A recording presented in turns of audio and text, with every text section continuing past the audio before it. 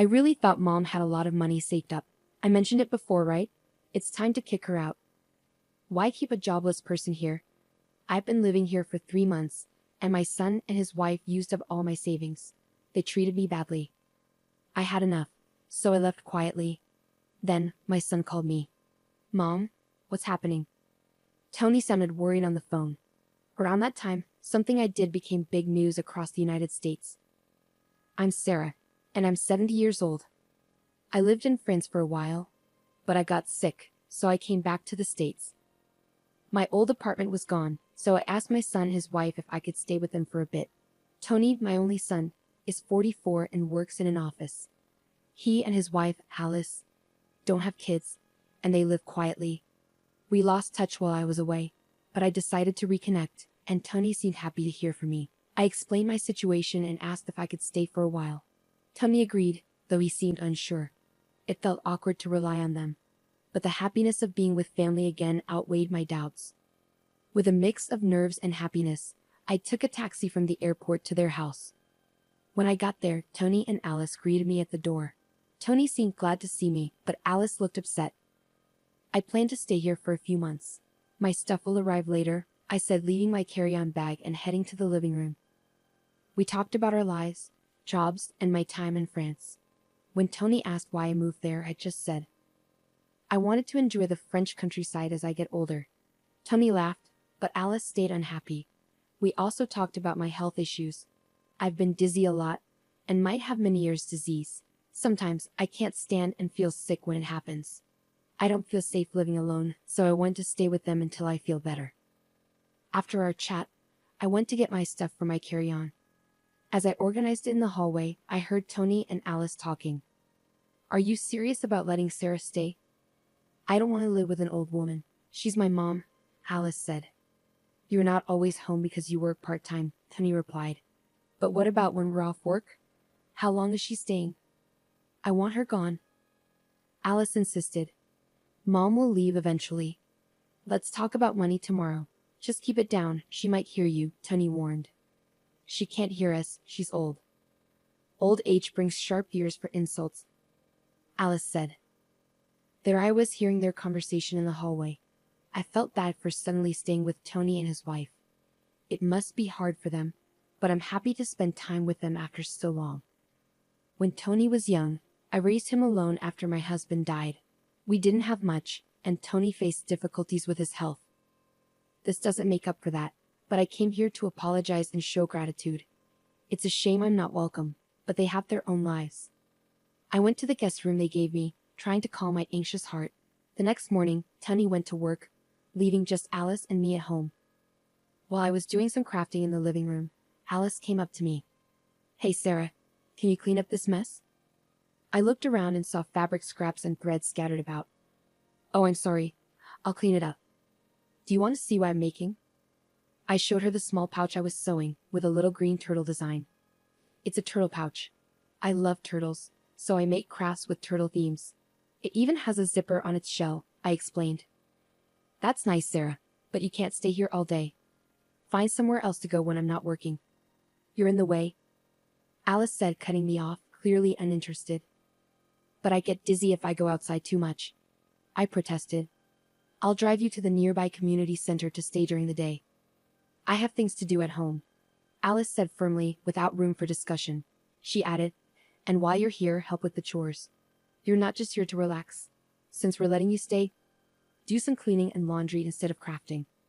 Stunned, I finally replied, okay, and slowly got up from the armchair.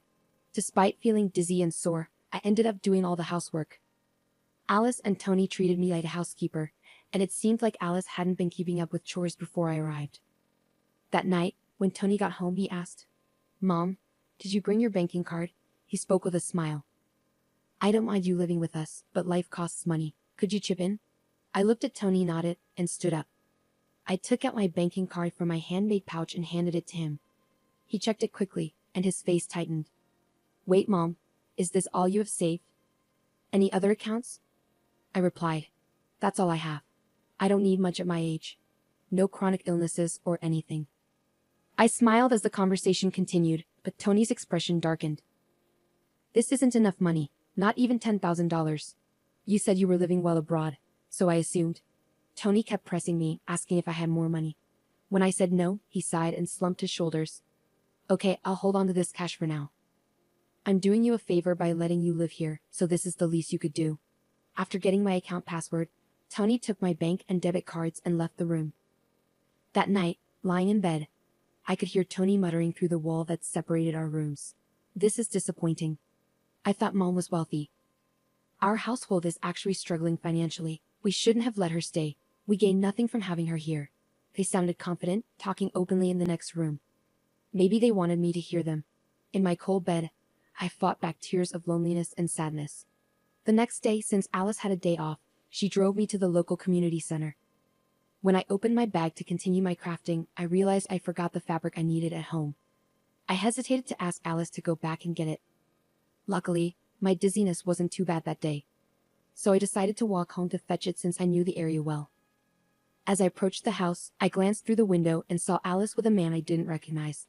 They seemed very close, and I hesitated outside for a moment before deciding not to interrupt them. It dawned on me that maybe they wanted me out so I wouldn't interfere with whatever was going on between them. Back at the community center, thoughts of Alice and the man kept swirling in my mind, so I decided to call someone for advice. From then on, I avoided bringing up the situation and continued interacting with Tony and his wife as usual. However, whenever I left the house, I made sure to leave a red turtle pouch conspicuously on the living room side table. 3 months had gone by since I moved in with Tony's family. By then, I had essentially become the household's maid. When I was home, I had to do endless chores, and when Alice was around, I was sent off to the community center. Most of my savings had been drained by Tony, who had a gambling addiction. He spent most of his free time on lotteries and slots, likely stemming from financial hardships he faced as a child. At first, I tried to talk to him about it, but it always ended in anger. After enduring 3 months of hardship, I reached my breaking point. One night before a long weekend, I decided to address something I've been pondering. Tony, Alice, I want to thank you for letting me stay with you. Tony, I know I caused difficulties for you when you were young due to our financial situation. I apologize for any trouble I've caused, but I'm grateful. I presented a homemade turtle pouch from the table. It was green with a zipper on the shell. This is a token of my appreciation to both of you. I hope you'll accept it. To my surprise, neither Tony nor Alice showed any interest in my handmade gift. Mom, enough of that. Can't we access some funds from your French account or something? Tony suggested. I already told you, there's no more money. Look, I put a lot of effort into making this. Can't you accept it as a gesture of love? Remember how happy you used to be when I filled the shell with candy and a bit of pocket money? Tony's irritation grew. I'm not a child anymore. I don't find joy in receiving something like this, Sarah. How much longer do you plan to depend on us? Frankly, it's irritating. Tony and his wife exchanged a cold look, appearing desperate. I asked Tony, do you remember Joe? He helped us out in that old apartment we lived in. What? I don't remember. Stop bringing up old stories, Tony replied sharply. A heavy silence settled between us as I held onto the turtle pouch tightly, feeling the paper inside.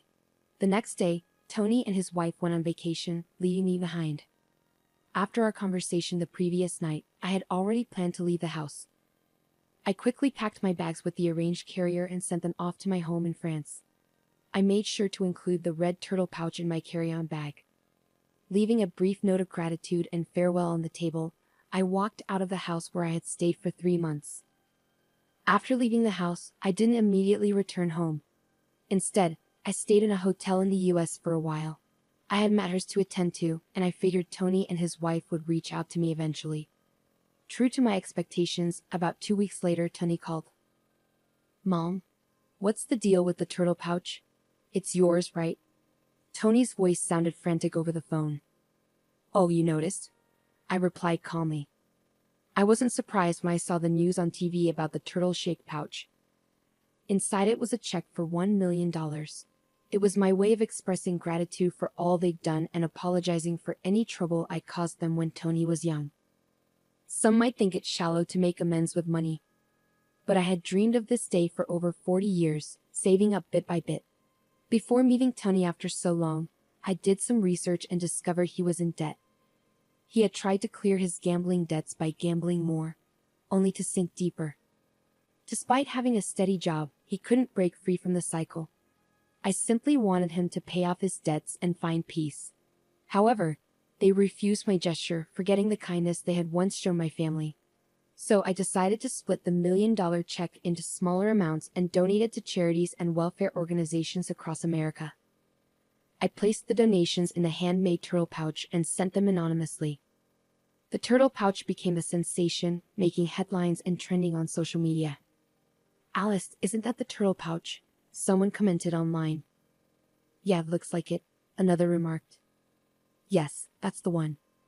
I was planning to give them filled with money too," I replied. "I see. Well, you could have just told us. We would have accepted it.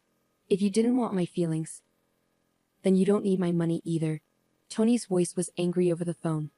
"It's my money. How dare you deceive me? Give it back," he demanded. I couldn't bear to listen to Tony's anger any longer, so I pulled the phone away from my ear. After a moment, I spoke. "All right, calm down. You're giving me a headache. There's one more turtle. And if you really want it, it's yours." Tony eventually settled down and insisted on having the turtle. We agreed to meet later at a cafe. On the appointed day, I brought the last red turtle in an envelope to our meeting spot. Tony and his wife were already there, demanding the money before I even sat down. When I silently pulled out the red turtle, Tony snatched it immediately, unzipping its shell. But instead of finding a check, he found a small electronic device. "What the heck is this?" Tony was confused. He found a tiny button and pressed it. A voice started playing, and Alice, standing next to Tony, turned pale. Seated next to Tony, Alice's expression changed as she heard a voice recording. It was her own, speaking warmly with another man who wasn't Tony. "What is this? Why? What's happening?" Alice seemed to finally understand that it was a recording of her having an affair at home. She tried to grab the recorder from Tony's hand, but he held on tight. While they struggled, I opened the envelope. I brought out several pictures and laid them on the table, showing Alice cheating with another man at home. Faced with undeniable evidence, Alice was flustered and kept asking, "Why? Why?" Tony picked up the photos one by one, studying them closely. "Something didn't feel right since I arrived at your house. A friend suggested I hire someone to find out, and even offered to cover the costs." "Why would you do this? What's wrong with you?" Alice's voice trembled. "Well, you're my son's wife. It's heartbreaking to think family would deceive each other. Maybe you'll understand when you're older. Fate brought me here to uncover your infidelity, Alice. Have you been lying to me this whole time?" Tony's disappointment was evident in his voice. "Tony, when did this start? You have secrets too. If you're saying she cheated, you need to admit your mistakes," Alice argued. "I never cheated, but what about the money you owe?" Tony went quiet, and Alice took her turn to speak. "What about you spending all your money on gambling?" "I only use the money I earn, and you have a part-time job, so you should have some savings," Alice replied. As I listened to their argument, it was obvious this couple had been holding on somehow until now. "Both of you are broke. Tony, you owe $40,000. Alice, you've been giving all your earnings to your other person." "I had someone check your finances too," I interrupted. Both Tony and Alice were really surprised, and they started yelling at each other. I was stunned when I found out about the investigation results. This couple was really close to running out of money. "Listen, if we get Mom's money, we can pay off the debt. So just give it to us already," Tony insisted. "I already gave away all the money. The only thing left is this red turtle statue," I clarified. "He spent all my savings on gambling, remember?" Tony accused Alice. "What? No way. All of it?" Alice's eyes widened in shock. In a fit of anger, Tony lunged at me across the table. Other people in the cafe started paying attention, and the staff rushed over. "The $1 million was supposed to be mine." "It's mine. Give it back," Tony shouted. Soon, the police had to be called to calm Tony down. After they talked to him, they kindly escorted me back to my hotel because I was worried about Tony's aggressive behavior. A week later, Tony and Alice's relationship had fallen apart completely because of the affair and money problems. They got divorced. Tony, now single, got even more caught up in gambling and debt. He was caught trying to steal money from his job and was fired. To make things worse, his angry outburst in the cafe was recorded and shared on social media, making it hard for him to find another job. Unable to face the embarrassment, Tony cut off all contact and disappeared. After the divorce, Alice didn't have anyone to depend on, so she moved into an old public housing unit and lived alone. Just as I was about to make a donation to help rescue turtles, a post I made online joking about my own turtle went viral. Alice started experiencing harassment and stalking because of it, which eventually spread to her part-time job and got her fired. Even the man she was having an affair with got tired of her and left. Now she doesn't have any income and is relying on temporary assistance for needy families. After that, I went back to my home in France. Once I finished unpacking in my apartment, I changed into a dress smoothly. While I was going over some work documents, I heard a noise at the door. It seemed Joe, my roommate, had come back home. "Hey, Madam President. Welcome back. How was your trip to America?" Joe greeted me with a smile as he hung up his coat and put down his bags. "Hey Joe, I'm back, and look. I brought back so many souvenirs," I said excitedly. "Wow, all my favorites. Thanks. I'll bring some to the storytelling event at the community center tomorrow," Joe said happily. Joe carefully examined each souvenir on the table, his face glowing with delight. After we both got back on our feet, Joe and his wife moved away for work. Years later, we unexpectedly met in the city, and I started helping with a support program for people in need that Joe had started. By then, Joe's wife had passed away, and we began working together as partners in both business and life. I've been leading the organization since Joe retired a few years ago.